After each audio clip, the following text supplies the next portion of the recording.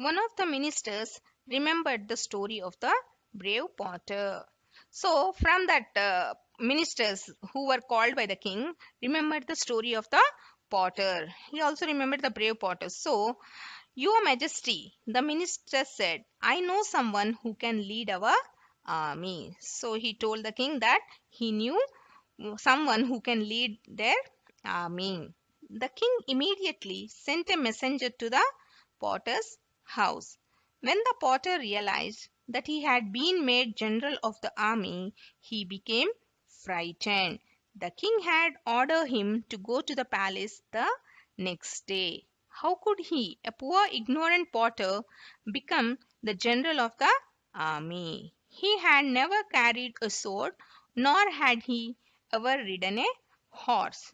So, when the king sent a messenger to the potter's house that the potter, you have become the general of the army and you have to lead our army into the enemy's camp. So the potter was very much frightened. He was shivering because he was an ignorant person and he was not at all brave. He was a coward actually.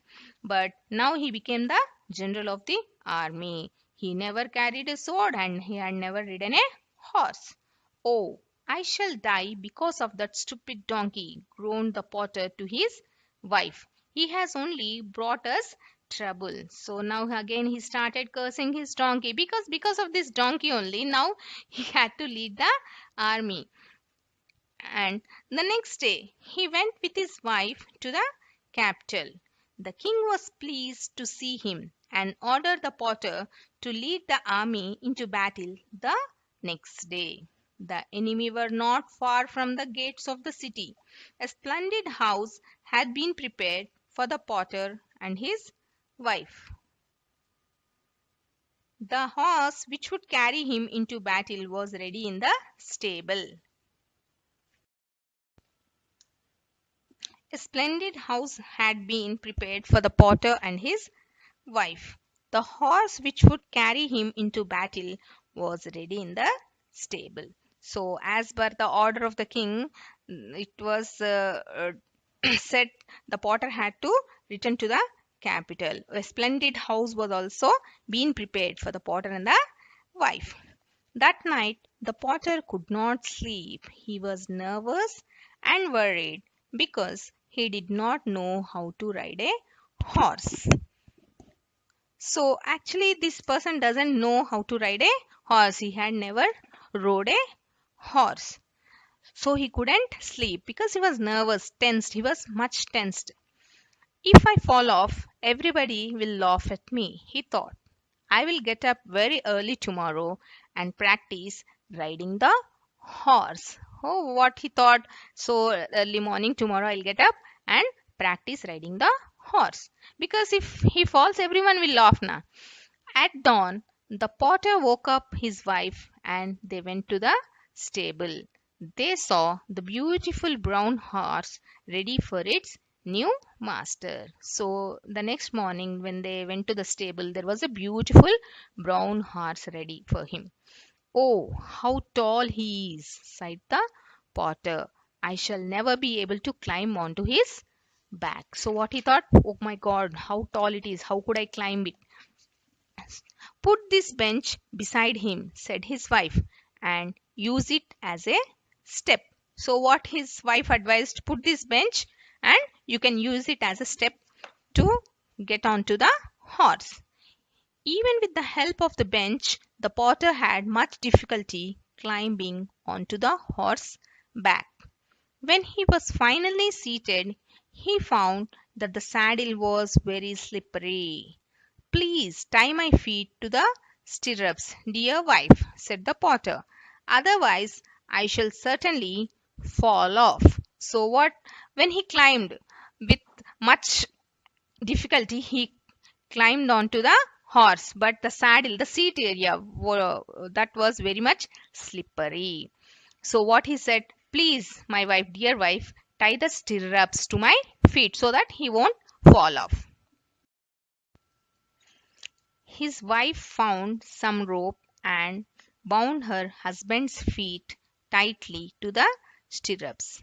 She then passed the rope underneath the horse and tied the two stirrups together. She also passed a length of rope around the potter's waist and tied him to the saddle. So his wife took some rope and bound her husband's feet tightly to the stirrups to not to fall down. So again she then passed the rope underneath the horse and tied the two stirrups together. Again she passed the length of rope around the potter's waist and tied to the saddle. Now please tie my hands to his neck, said the potter. Meanwhile the big brown horse was impatiently pawing his hoofs on the ground. When the potter's wife tried to pass another rope around its neck, the horse suddenly jumped free. It galloped out of the stable with the potter hanging like a sack of rice on its back. Only the ropes kept him from crashing to the ground.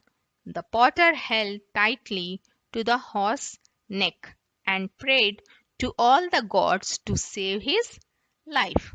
After galloping through the quiet streets, the horse crashed through the city gates and raced across the open fields. It leapt over fences and streams and began to head for the enemy's camp. When the potter realized where they were going, he tried harder than ever to stop the horse. So, children, when she was tying, the horse became impatient and suddenly it started pawing his hooves and started galloping. It jumped free. So it left the stable with the potter hanging on it like a sack of bag. So only the ropes, with the help of ropes, he was tied to the horse. The potter held tightly to the horse's neck and prayed to all the gods, "Oh God, please save me." He was praying.